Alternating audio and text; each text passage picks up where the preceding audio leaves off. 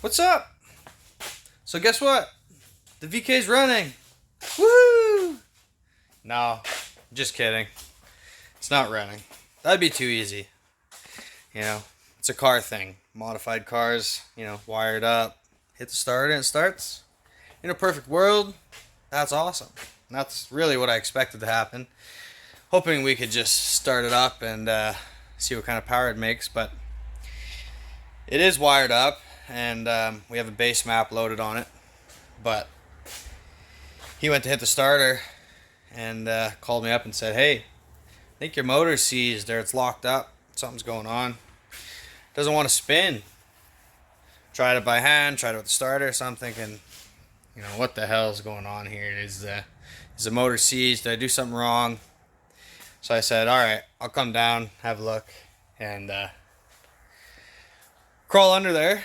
And the flywheel is actually mashed right against the engine in a few spots. So I don't know if maybe I missed something on the install. This is a custom billet flywheel.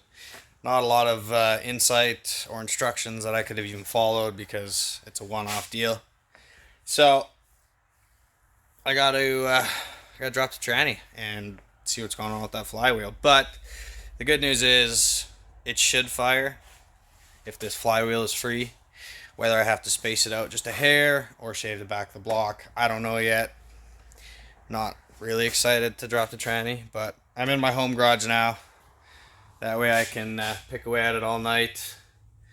And yeah, maybe I have to pull an all-nighter. I really just want to see this thing run. But like I said, the base map's on there for the VK, and it should just theoretically fire up if the motor can spin. So got the car back now.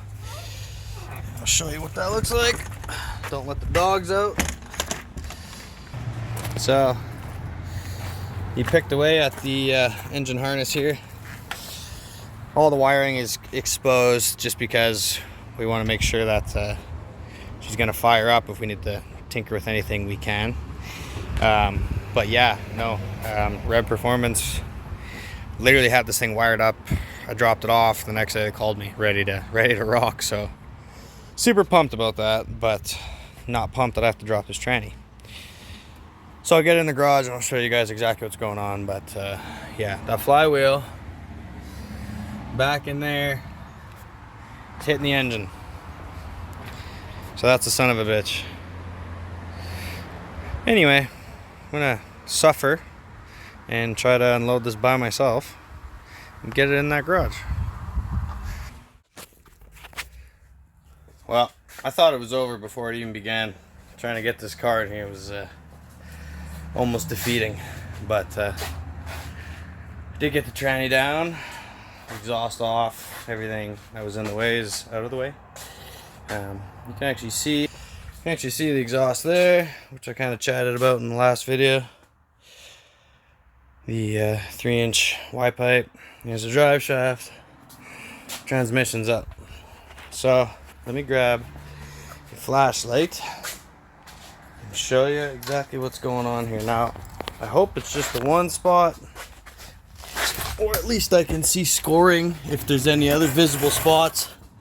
Because let me get on there. Alright, let me see if I can focus on this. Okay.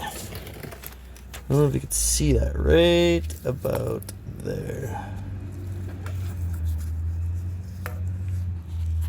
Sorry, I'm getting used to this new camera here.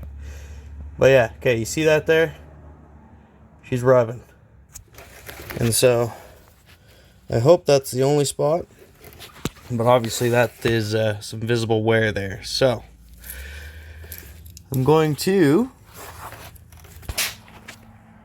yeah, there's obviously some visible wear there.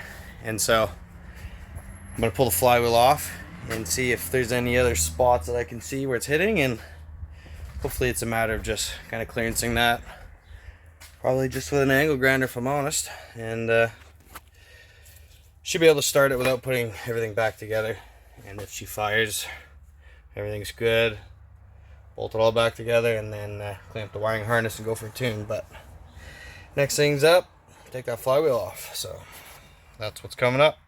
Okay, flywheel's off. Clutch and flywheel, I should say. Trying to cam down. Dump gear all everywhere. Typical, you know. Good times. Anyway, this is what we got. So overall, looking pretty good.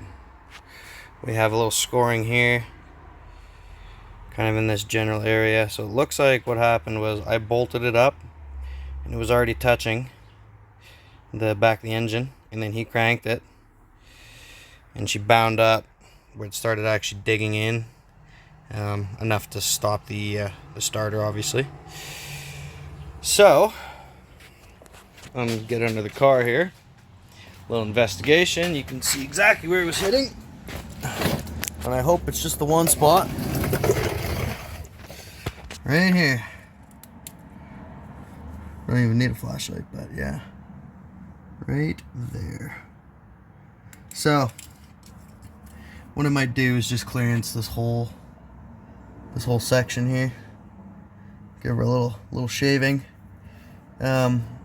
Might be hard to see from the camera angle, but if you're looking up at it, that is the highest point, or highest point. I don't know how to word it. Furthest sticking out from the mating surface. So I'm thinking if I just kind of knock down that whole lip, not a lot, but enough that it'll clear. I can bolt this flywheel back on and crank her, and we'll find out right away if she's cleared or not. So fire up the old angle grinder here, give a little clearance, and yeah, hopefully that's all it needs. Oh man, that's all she needed, just that tiniest little bit. What a bitch. Because now that it's at home, I'm not familiar enough with deep pinning and moving wires around, but this is a good thing. She actually cranks. So, little ignition action.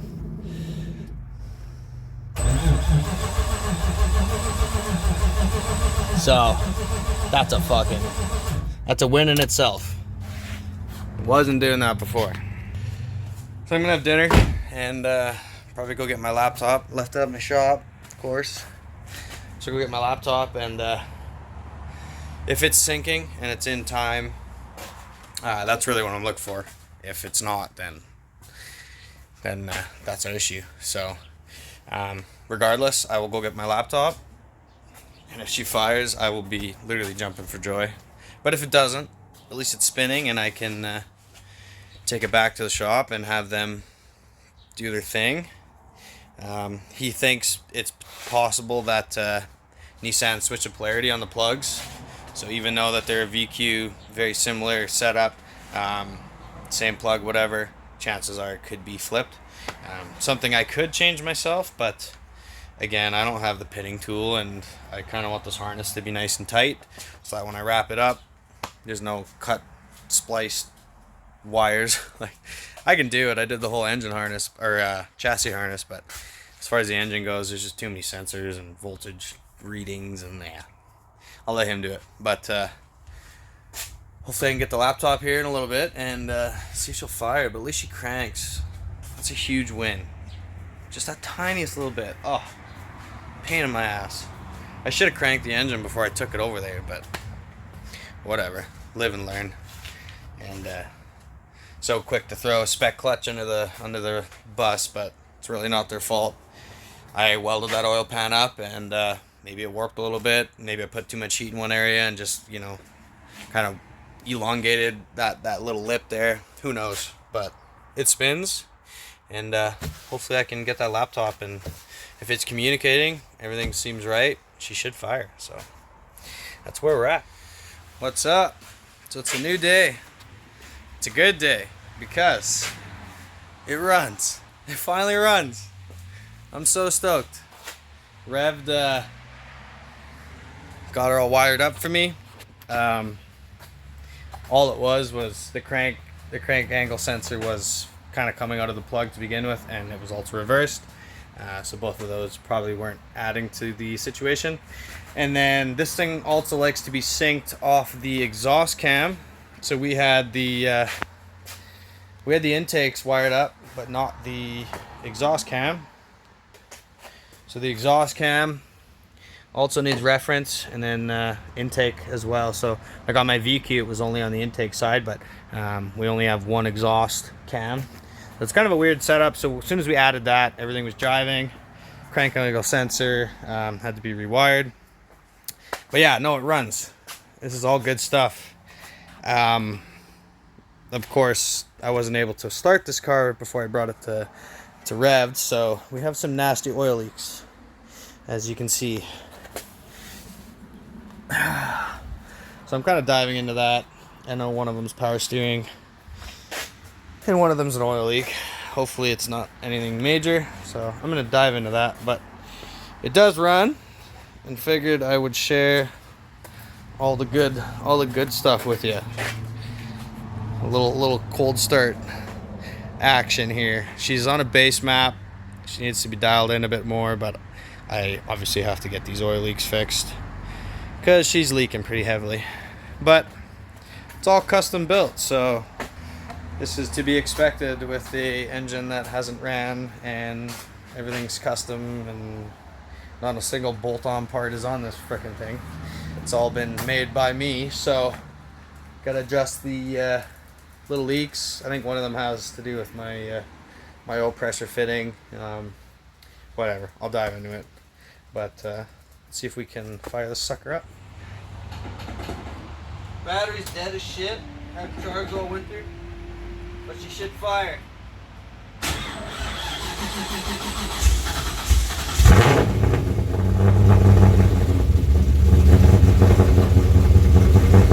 Oh man, let's do it.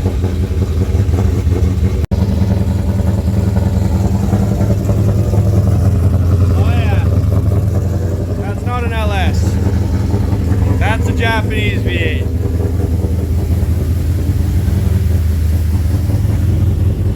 Oh yeah, baby. Super stoked.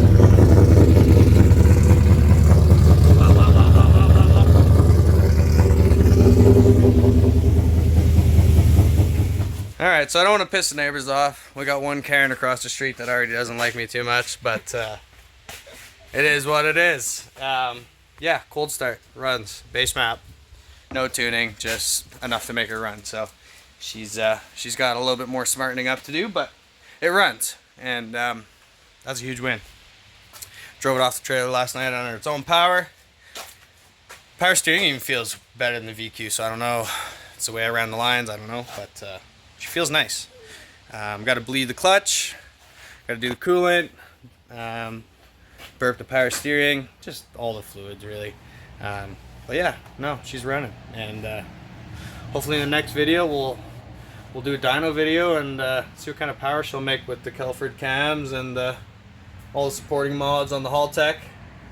So yeah, that's it for now. She runs, it's a thing, and it's one of a kind. So see you in the next one. Hopefully we're on the dyno, and then gonna try to do Strato Bash September long. So see what it'll do in under some load. I'm sure that torque is gonna really spin the tires a lot more than the VQ, revving her to the fucking moon. With this, should be able to spin them real easily down low. So yeah, dyno's up next, and then drifting. See you then.